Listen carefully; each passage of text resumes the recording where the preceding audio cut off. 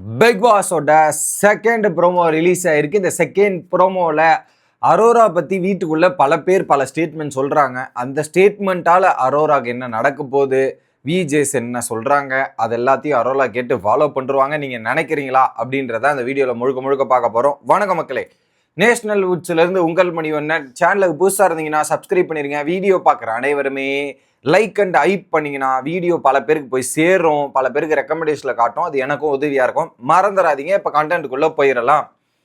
இத்தனை நாட்கள் இந்த வீட்டில் கடந்தா போதும், அவங்களுடைய பேமெண்ட்டு பேங்க் அக்கௌண்ட்டில் கிரெடிட் பண்ணால் போதும் அப்படின்ற மாதிரி இந்த வீட்டில் இருக்கிற கண்டஸ்டன்ஸ் யாரு அப்படின்ற ஒரு கேள்வி வைக்கிறார். இது கேட்காமையே வீட்டில் ஒட்டுமொத்தமாக ஒரே ஆன்சர் தான் வரும். எனக்கு தெரிஞ்சு இந்த வீட்டில் ஒட்டுமொத்த ஹவுஸ் மேட்சும் ஒன்னா சேர்ந்து எடுக்கிற ஒரு முடிவு இதாக தான் இருக்கும்னு நினைக்கிறேன். அப்போ அந்த கேட்குற நபருக்கு என்ன ரியாக்ஷன் நடக்கும்னு யோசிச்சு பாருங்களேன். ஓகே, ஸோ இந்த நாள் கடந்தா போதும்பா, இனி எனக்கு இந்த நாளும் இந்த நாளோட பேமெண்ட்டும் என் பேங்க்ல விழுந்துரும் அப்படின்ற மாதிரி நினைக்கிறவங்க யாருன்ற மாதிரி ஹவுஸ் மேட்ச் ஒவ்வொருத்தர சொல்லுங்க அப்படின்ற மாதிரி.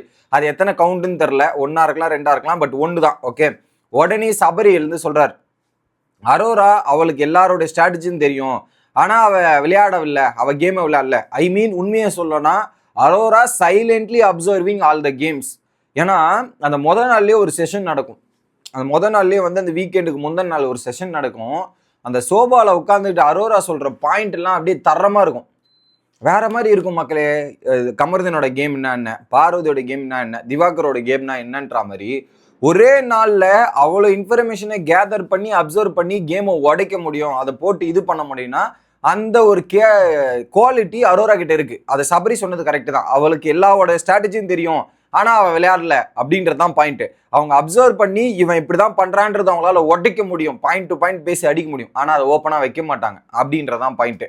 அடுத்து சுபி, நம்ம யாரையும் ஹர்ட் பண்ணக்கூடாது அப்படின்றதுக்காக பேச மாட்டாங்கன்னா இதுவும் உண்மைதான். ஏன்னா அவங்க வந்து பார்த்தீங்கன்னா வெளியே எப்படியோ அதை விட்டுருங்க, ஆனால் வீட்டுக்குள்ளே அவங்க மற்றவங்களை ஹர்ட் பண்ணக்கூடாது, காயப்படுத்தக்கூடாதுன்னு. ஏன் ரம்யா ஜோ கால் அடிப்பட்டு அங்கே மயக்கம் போட்டு விழுந்தவொடனே பாத்ரூமில் போய் ஒரே கதறல் சத்தம், அந்த மாதிரி இருந்தாங்க. ஹர்ட் பண்ணக்கூடாது அப்படின்னும் போது ஸோ அவங்களோட குவாலிட்டிக்கும் இந்த கேமுக்கும் செட் ஆக மாட்டேங்குது. எக்ஸாக்டாக சொல்லணும்னா அவங்க ஒரு மாதிரி இருக்கணும்னு நினைக்கிறாங்க, பட் கேம் அந்த மாதிரி இல்லை, கேம் வேற மாதிரி இருக்குது. அதுக்கு நீ இறங்கி ஆடணும், இல்லை அடாப்ட் பண்ணணும். உங்களுக்கு அடாப்டும் வர மாட்டேங்குது, இறங்கி ஆடுறதுமே வர மாட்டேங்குதுன்றது தான் பெரிய ப்ராப்ளமே. அடுத்து அமித், சின்ன சின்ன விஷயம் காட்டுற ஆர்வம் கூட டாஸ்கில் இல்லை. ஃபார் எக்ஸாம்பிள் நீங்கள் போன வாரம் டாஸ்கே எடுத்துங்க, போன வாரம் டாஸ்க் எடுத்து பாருங்க, சின்ன சின்ன விஷயத்துக்கு ஆர்வம் காட்டுறாங்க, எதுக்குமே இப்போதைக்கு ஆர்வம் காட்டுறதில்ல. அரோராவோட கேம் பிளே என்னன்னா இப்போ துஷார் கிட்ட பேசுறது, கமருதீன் கூட பேசுறது, இவ்வளவுதான். ஓவரால் அரோராவோட கேம் பிளேன்றது கேட்டிங்கன்னா என்னாலேயே எதாவது சொல்ல முடியாது, அதை தாண்டி பெருசாக எதுவுமே சொல்ல முடியாது, ஒன்றுமே இல்லை சொல்கிற அளவுக்கு அப்படின்ற மாதிரி தான் இருக்குது. ஸோ அந்த டாஸ்க்கை நீங்கள் ஃபார் எக்ஸாம்பிள் டாஸ்க் எடுத்து பாருங்களேன், டாஸ்க் எடுத்து பாருங்க. போன வாரம் டாஸ்க்கு எத்தனை இடத்துல அரோரா 1 hour எபிசோட்ல வந்தாங்கன்னு சொல்லுங்களேன். 1 hourலையும் இல்லை, பெருசா இதுலயுமே இல்லை. லைவ்ல கூட அரோரா வச்சு நான் கண்டென்ட் கூட போடல. அரோரா இது பண்ணாங்க அது பண்ணாங்கன்னு போன வீக்கெண்ட் எபிசோட்ல 2 பேரும் பிரிஞ்சு செயல் பண்ணலாம், இது பண்ணலான்னு நான் கடைசியா கண்டென்ட் போட்டது அதுதான் அரோராக்கு. அதுக்கப்புறம் எந்த ஒரு கண்டென்ட்டுமே அரோரா கிட்ட இருந்து வரல, எதுவுமே ரெஸ்பான்ஸுமே கிடைக்கலன்றதான் யதார்த்தமான உண்மை. ஸோ அரோரா அவங்க லாஸ் பண்ணிட்டாங்க, அந்த வீட்டில் தொலைச்சி விட்டு ஏதோ ஒன்றை தேடிக்கொண்டு இருக்கிறார்கள். கேமில் விளையாடுறதுக்கோ அதை பார்ட்டிசிபேட் பண்ணுறதுக்கோ எந்த விதமான ஆர்வமே இல்லாமல் தான் வீட்டில் உட்காந்துட்டு இருக்காங்க, அதில் மாற்றுக்கிறதே கிடையாது. அடுத்து கடி சொன்னாங்க பாருங்க, வைல்டு கார்டு கண்டஸ்டன்ஸ் எழுதும் அது ஐ மீன் அந்த எழுதுகிற டாஸ்க் வச்சுருந்தாங்கல்ல, அது எழுதும்போது கூட மணி ஃபேம்ன்றது எழுதியிருக்காங்க. ஸோ மணிக்காக தான் வந்திருக்காங்க. கனி கரெக்டான பாயிண்ட்டை பிடிச்சி அடிச்சாங்க பாருங்க, வேற மாதிரி.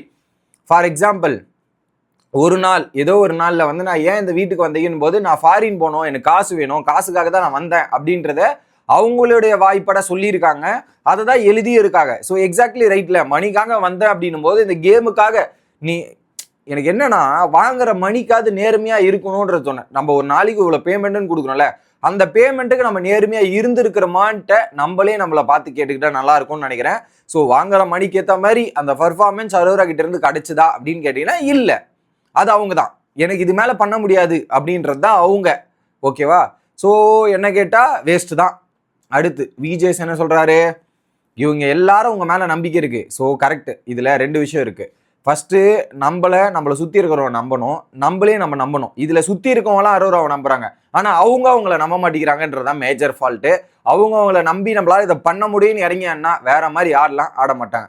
சரி, நீங்கள் அந்த ஆட்டத்தை ஆடாமல் இருக்கீங்க, நீங்கள் தான் அந்த ஆட்டத்தை ஆடாமல் இருக்கீங்கன்றது அவரே சொல்லிட்டாரு. இல்லை வெளியே போகலான்னு கூட பரவாயில்லன்னு நீங்க முடிவு எடுத்துட்டீங்கன்னா, இந்த வீட்டை விட்டு போறதுக்கு ரெடியா இருக்கீங்கன்னு நீங்க முடிவு எடுத்துட்டீங்கன்னா சொல்லுங்க, நான் பிக் பாஸ் கிட்ட சொல்லிடுறேன், தாராளமா வீட்டுக்கு வெளியே போயிடலாம் அப்படின்ற மாதிரி சொல்றாரு. நியாயமான பேச்சு தான். ஸோ பிக் பாஸ் கிட்ட சொல்லிட்டு அரோரா வீட்டுக்கு கிளம்புவது நல்லது அப்படின்றத எதிர்பார்க்கலாம். பெருசா ஒரு கண்டனமே இல்லை, சும்மா வந்து சீட்டை தேய்ச்சிட்டு தான் இருக்காங்க அப்படின்றது தான் பாயிண்ட். ஸோ எனக்கு ஒன்றும் செட் ஆகலை அப்படின்னு நினைச்சீங்க, தாராளமா சொல்லிட்டு போயிடலாம்ல. நீங்க வாரமே விஜய் சேதுபதி ஒரு ஸ்டேட்மெண்ட் சொன்னதுக்கே வந்து நான் அழுவுறேன், வீட்டை விட்டு வெளியே போக முடியுமா நீங்க கேட்டீங்களே. ஸோ தாராளமா இப்ப வெளியே போயிடலாம். எனக்கு தெரிஞ்ச அரோரா இந்த வாரம் வாக் அவுட் பண்ணுவாங்கன்னு நினைக்கிறேன். ஏன்னா அந்த மாதிரி இப்போ சில சம்பவங்கள் எல்லாம் நடந்திருக்கு. அதை பத்தி பேசுவோம். இன்னொரு பக்கம் பொங்கி எழுந்த அரோராவை அடுத்த வீடியோல நீங்க சந்திப்பீங்க. Bye guys.